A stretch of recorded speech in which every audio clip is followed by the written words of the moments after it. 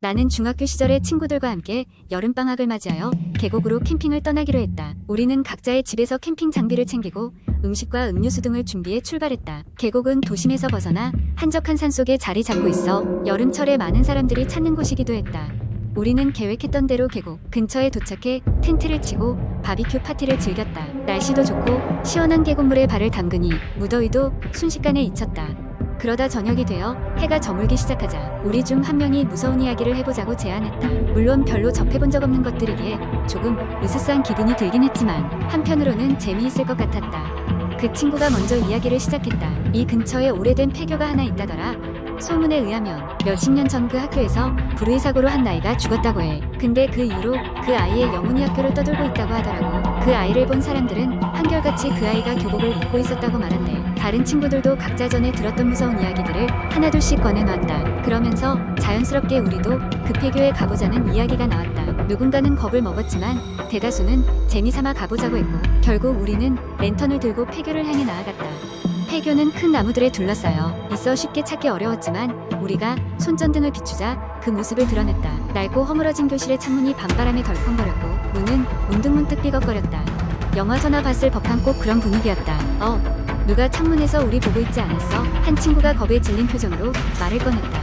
하지만 모두 그저 웃어 넘기며 겁주지 말라 했다. 우리는 유리창에 성긴 먼지를 손으로 털어내고 그 안을 들여다보았다. 내 눈에는 아무것도 보이지 않았지만 기분이 몹시 나빴다. 같은 무렵 문득 온몸에 소름이 돋는 기분이 들어 뒤를 돌아보니 아까 친구가 언급했던 그대로 교복을 입은 소년이 우리를 노려보고 있었다. 얼음처럼 차가운 눈빛이었고 손끝조차 움직이지 않는 듯했다. 순간 모두가 같은 것을 봤다는 것을 깨달았는지 우리는 비명을 지르며 도망쳤다.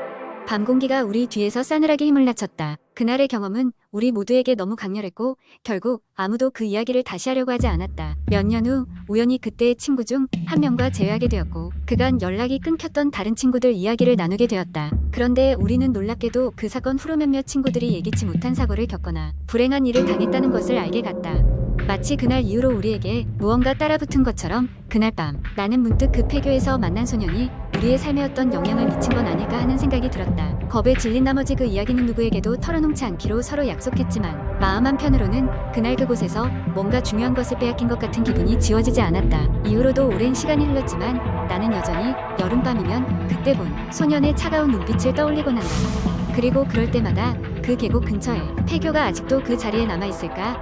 누군가 여전히 그곳을 찾고 있는 건 아닐까 하는 생각에 소름 끼치는 기분에 사로잡힌다. 두 번째 이야기, 한적한 시골 마을. 그곳에는 오래된 저택이 하나 있었다. 저택은 오랫동안 비어 있었고 마을 사람들 사이에서는 저택이 저주를 받았다는 소문이 돌았다. 특히 그 저택에 홀로 들어가 하룻밤을 보내면 절대로 무사히 돌아오지 못한다는 무시무시한 전설이 전해져 내려왔다.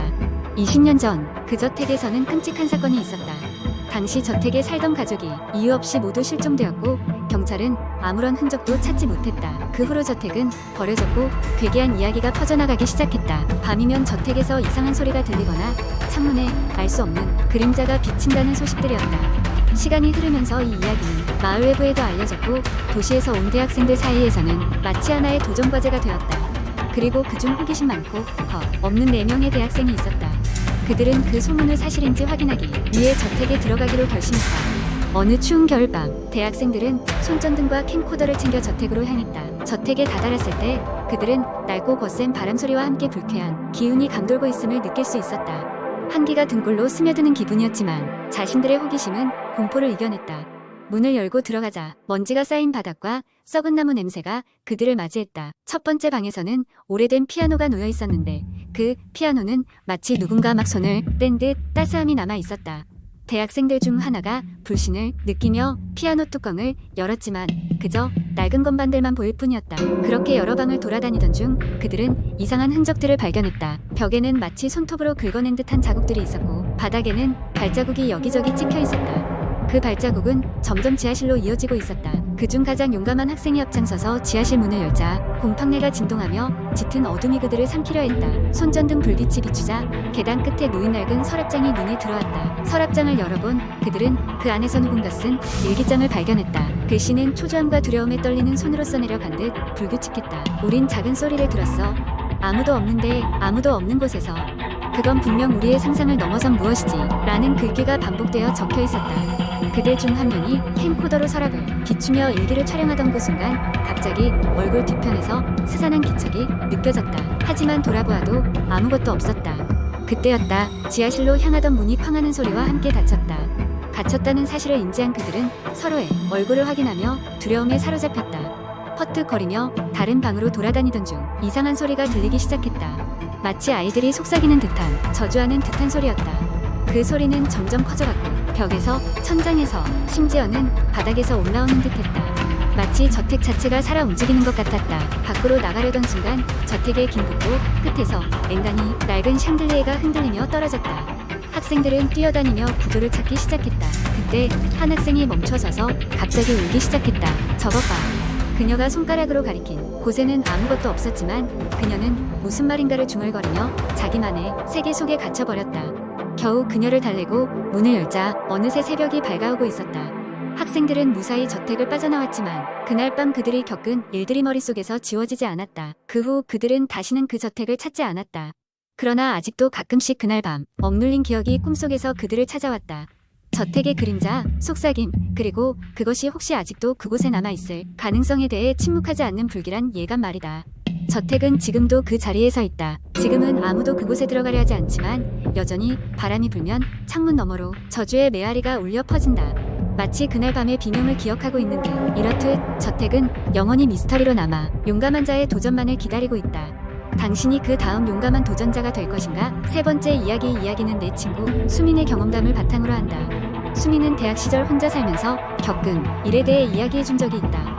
그때는 전혀 믿을 수 없었지만 지금 생각해보면 정말 소름 돋는 일이었다. 수민은 서울 한복판에 자리 잡은 낡은 원룸에 살고 있었다. 그 방은 건물이 노후화되면서 집세가 상대적으로 저렴해 학생들에게 인기가 많았다. 건물이 다소 낡고 삐걱거리는 소리가 나긴 했지만 학생 신분으로선 장점이 더 많다고 생각해 거기에 살게 되었다. 처음 몇 달간은 아무 문제가 없었다. 수업과 아르바이트로 바쁘게 지냈고 집은 그저 잠시 머물다 가는 공간에 지나지 않았다.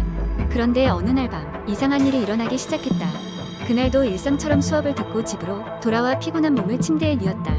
깊은 잠에 빠져들 즈음 갑자기 찬바람이 방 안을 휘감았다. 수민은 잠결에 옷을 더 끌어당기고 다시 잠에 들려 했지만 묘한 느낌의 눈을 떴다. 방의 구석 어디선가 시계 초침이 움직이는 듯한 소리가 들렸다. 똑똑똑. 시계는 수민의 방에 없었기에 그 소리가 어디서 나는지 의아했다. 처음에는 그저 피곤해서 환청이 들렸다고 생각했다. 그래서 다시 자리에 누웠다. 그런데 그날 이후로 매일 밤 그 소리는 끊이지 않았다. 똑똑똑. 수민은 여러 차례 방 안을 뒤지며 소리의 근원을 찾으려 했지만 빈손으로 돌아오기 일쑤였다. 더 이상 참을 수 없어 관리인에게 도움을 요청했지만 관리인 역시 시계를 소리의 근원으로 특정할 수 없다고 말했다. 시간이 흐르면서 수민은 시계 소리와 함께 이상한 꿈을 꾸기 시작했다. 꿈속에서 그는 항상 같은 방에 갇혀 있었고 벽에는 붉은색 글씨로 도와줘라고 써 있었다. 꿈이 주는 공포에 시달리다 보니 수민은 피로가 쌓였고 점점 잠을 잘 수 없는 지경에 이르렀다. 그러던 어느 날 친구가 수민을 찾아왔다. 수민의 피곤한 모습에 놀란 친구는 함께 점심을 먹으며 무슨 일이 있느냐고 물었다. 수민은 최근 겪고 있는 일들을 털어놓았다. 친구는 진지하게 듣더니 문제의 방을 직접 보고 싶다고 했다. 해가 질 무렵 수민과 그 친구는 방에 들어섰다. 여느 때처럼 방은 적막했고 수민은 불안한 마음을 감출 수 없었다. 친구는 모든 불을 끄고 그 소리가 들리길 기다리자고 했다. 얼마 지나지 않아 마침내 그 소리가 들려왔다. 똑똑똑. 친구는 눈을 감고 방 안의 기운을 느끼려는 듯 조용히 앉아 있었다. 그 순간 뭔가 빛나는 것을 본 듯 벽 쪽으로 향했다. 그곳에는 방의 구조와 전혀 어울리지 않는 작은 문이 있었다. 문 자체가 너무 낡아 보이긴 했지만 수년간 아무도 신경 쓰지 않았던 곳인 듯했다. 친구가 문을 열어보자 삐걱거리는 소리와 함께 문은 열렸다. 안에는 먼지가 수북한 그래도 작은 공간이 있었다. 그곳에서는 녹슨 시계 한 점이 놓여 있었다. 시계는 여전히 작동 중이었고 시계침은 분주히 움직이며 그 불길한 소리를 만들어내고 있었다. 수민과 친구는 숨을 죽인 채 그 시계를 응시하고 있었다. 그녀의 친구는 시계를 조심스럽게 들어올린 후 그것이 내는 소리를 끄기로 했다. 그 순간 방 안이 맥박치듯 소리 울리는 정적이 흐르고 기묘한 냉기가 그들의 몸을 다시 감쌌다. 그 후로 더 이상 그 방에서는 그 소리를 들을 수 없었다. 수민은 친구 덕분에 비로소 평화를 찾을 수 있었다고 한다. 그러나 그녀는 아직도 밤이 되면 무의식 중에 귀 기울이고 있다고 말했다. 혹시 다시 그 소리가 들리지는 않을까 해서 수민은 그 사건 이후로 오래지 않아 이사를 갔고 그 시계는 어디론가 사라졌다고 한다. 그 방에 새로운 거주자가 들어왔는지는 모르겠다. 다만 그 시계가 다시 돌아오지 않기를 바랄 뿐이다. 그리고 그 방에 새로 들어올 누군가를 위한 경고로 이 글을 남긴다고 말했다. 당신이 이 글을 읽고 있는 날 밤에도 혹시 모를 무언가에 주의하시길.